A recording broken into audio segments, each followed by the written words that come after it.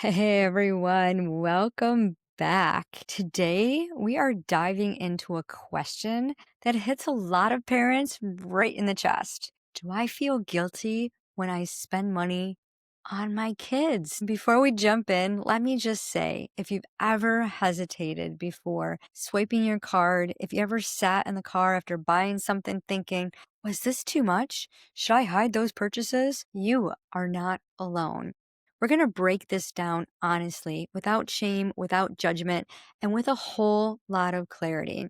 So grab your coffee, get comfy, and let's unpack this together. So before we dive in, I want to invite you to start thinking about how you're spending your money. It's a 7-day conscious spending challenge, and it's not to show that you're a bad budgeter.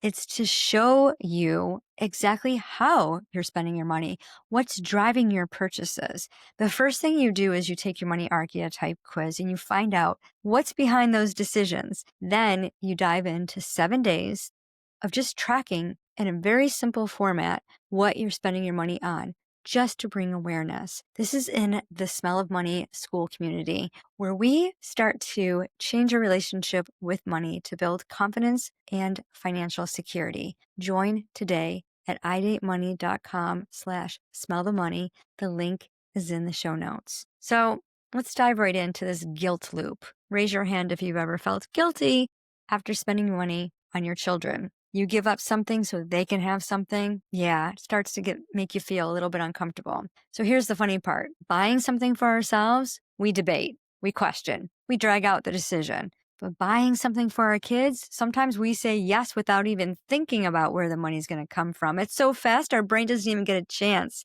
to join the conversation. And then the guilt shows up. Should I have saved that money? Am I spoiling them? Was it too much? Do they need this, or am I trying to overcompensate for something? The parental guilt loop hits hard. And social media, social media makes it even louder. We scroll, we compare, and suddenly we're asking, am I doing enough, or am I doing too much? If you relate, just drop a yep, that's me in the comments so we all know we're in this together. Don't be shy now. So what makes this guilt show up? The root cause, this guilt, doesn't show up for no reason. It shows up because something inside of us believes there's a right way to parent. And we're terrified of doing it wrong. After all, these kids don't come with an instruction booklet. So here are 3 biggest sources of spending guilt that I see working with my clients in the Wealth Accelerator. The first is societal expectations. We think good parents give their kids experiences, buy the newest stuff, provide a certain lifestyle. So anytime we fall short or feel like we're doing too much, we panic. Our kids go to school and they compare themselves. Well, Sally, she got a new computer. Her grandparents bought all of the grandkids new laptops. Joey got a cell phone. Mary got an iPad. They got the best designer clothes, and we hardly got anything at all. We really start to not appreciate what we do have. And if you think about your upbringing, if you grew up with limited resources, you may feel pressure to give your kids everything you missed. I remember being deprived of Jordache jeans when I was 13 years old, and I begged and pleaded and borrowed. Please, pool your money together. Make it a combination Christmas birthday gift. I really want these pair of Jordache jeans. No, no, no. They kept telling me no. And I remember stomping my feet and saying, when I grow up, my kids will always have designer clothes. And guess what? They did. So every time you splurge on your kids, it can feel extravagant or indulgent because your inner child remembers scarcity. And oh boy, there's that financial pressure. Sometimes guilt isn't emotional, it's practical. We're worried about savings, rent, debt, retirement. And we wonder, am I hurting our future to make today easier? So share in the comments, which of these hits you the hardest? Are you borrowing from your money buckets to make ends meet? If so, I want you to tune into my podcast that I just dropped on Tuesday, November 25th. You're going to absolutely love this one. So let me share something deeply human. A close friend told me once she grew up in a low-income home and now she's working so hard to give her kids stability. But every time she buys them anything extra, a new hoodie, a school trip, a special snack, she feels guilty, like she's being too much, like she's stepping into a life she hasn't earned yet. And I looked at her and said, "You're not being extravagant. You're breaking generational patterns. Sometimes guilt is not guilt. Sometimes guilt is your body adjusting to a healthier reality." Have you ever noticed that? I know when my kids were younger, I wanted them to have the best of everything. And I worked hard so they could. And I would go to the store and I'd let them pick out clothes, and I'd worry about the cost later, but I'd bring those clothes home and my husband would have a fit. "They're growing too fast. You shouldn't spend all that money on designer clothes." I put my hand on my hip. Yes, I'm going to do this. In reality, he was right. Not even 6 months later, those clothes would end up at the consignment shop. Because guess what? They outgrew them. So it caused a huge argument in our house. And then I thought, you know what? I'm setting aside a dollar amount. What is a reasonable amount of money to spend? So what we did to avoid this conflict was we set a dollar amount. I gave each kid $250 for school clothes. You buy what you want. When it runs out, it runs out. It solved the problem, got rid of all the chaos and the guilt. We became guilt-free. So this was the aha moment that changed everything. So I'm going to tell you another moment that shifted my entire perspective. I once stressed so hard about not being able to give my child an over-the-top birthday party. You know, the ones, balloon arches, backdrops, animals flown in from another continent. Yeah, I would never do that. But these whole Pinterest ideas. And instead we had something simple, low budget. I made the invitations, but lots of love. Just some cake and simple food, some messy decorations, and a living room full of laughter. And I had this realization. My kid wasn't measuring the day based on money. They were measuring it based on presence. Kids don't remember price tags. They remember connection. They remember the vibe, and they remember the moments when you were actually with them. That day rewired something in me, and I want it to rewire something in you too. So how do we spend on our kids without guilt? Here's the framework. This is the how-to piece because I don't do vague inspiration. We do practical, actionable, repeatable. So the first step is to know your why. Before you buy, ask, why am I purchasing this? Is it for their development, for their happiness, for their convenience, or to keep up with other parents? There's no wrong answer here, just awareness. Step 2, define your family values. Money guilt disappears when your spending aligns with your values. For example, maybe your values are experiences over objects, education over trends, family time over material hype. Once values are clear, the decisions get so much calmer. So think about it. Get the family involved. And the third step is to create a no guilt budget. This is a game changer. It's where my money multiplier system comes in.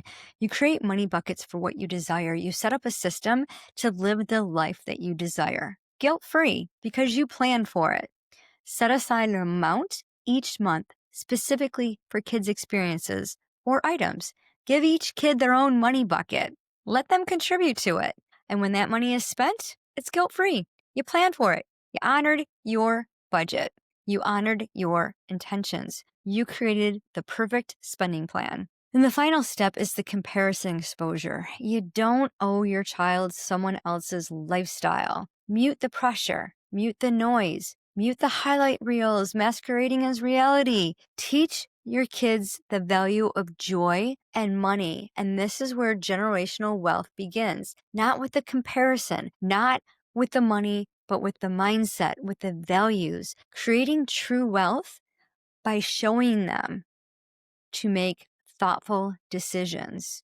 You can gift them this book. I don't care how old they are. It's geared towards ages 3 to 7. But LionPhin's Money Adventure, Discovering the Magic of Saving, Spending, and Sharing, is the basics, the 101 of financial planning. You create a system that keeps on giving and multiplying your money. Get this at lionphinsmoneyadventures.com or on Amazon. So when you see that they are making thoughtful decisions and you let them understand the value of what they're choosing, creating their own budget, they will have gratitude and they will start to make purchases not from fear, but from empowerment. And this is going to create that reciprocal energy of giving and receiving. I had a conversation with my 5-year-old granddaughter. She was going to get $24 for a loose tooth. I thought, wow, $24 for a tooth. Inflation, definitely. My kids used to get $1.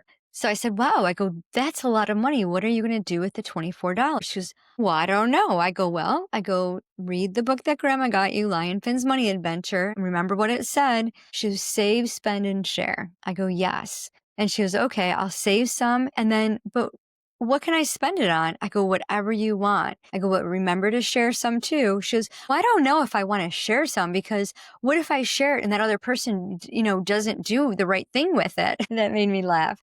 And I said, well, that's not up to us to decide. When we decide to share, we're letting that other person, that other organization do what they decide to do with it. So it's just a portion. And then you get to decide what you can do with the money that you want to spend. And this helps us practice the reciprocal energy of giving and receiving. And this one's huge. Sometimes we overspend on our kids because we undergive to ourselves. And there's this emotional leak we're trying to patch.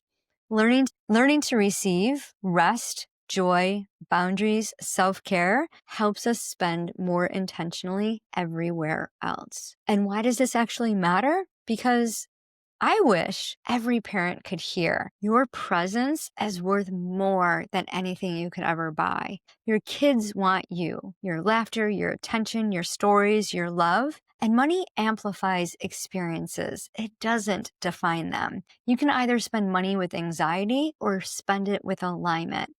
When you spend money with anxiety, your kids pick up on that. You're like, I want to go to Chuck E. Cheese or what other amusement park, indoor amusement center that you go to. And if you're like, ugh, I really want to take the kids there. I feel guilty if I don't, but I don't really have that $150 to spend. And then you grudgingly spend it. Your kids are going to feel that energy. They're going to feel that vibe and they're going to start to feel guilty. And then it's going to start to drain the energy in your home. But when you spend with an alignment, when you go into that money bucket that you made for your kid and you're like, oh yeah, we can do the amusement park. We have that money set aside.